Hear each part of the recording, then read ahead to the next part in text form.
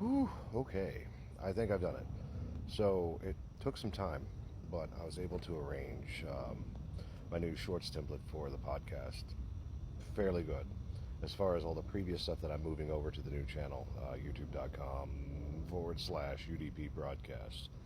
Um, it's it's interesting some of the design choices that we did in the beginning in order to make it work, such as the pilot episode, which is already up on that channel, where I keyed out the back of Discord, so all you had was the floating squares.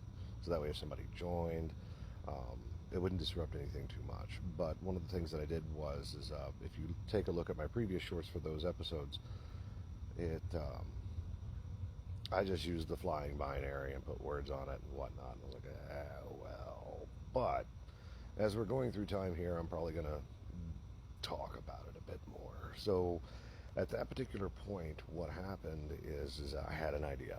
I was like, Lumi, we've got to talk about video games. You've been doing this since 2012, right? Back on YouTube when you were just a black screen and Adult Swim letters, like that was a thing that you did. And I was like, let's do a podcast. So I talked to Enigma. Enigma hooked me up because he's part of the Pre-Patch podcast. And he's been podcasting for years. And I'm like, okay, so let's look at that. I got in touch with my buddy, Mr. Boombody. I got in touch with my barcode friend, Amy. And, of course, the Nordic Cajun, I knew him as Raven back then. An intentional misspelling of the great guy. I was a fan, and I interviewed him and whatnot. That's still up on my channel way back in the day.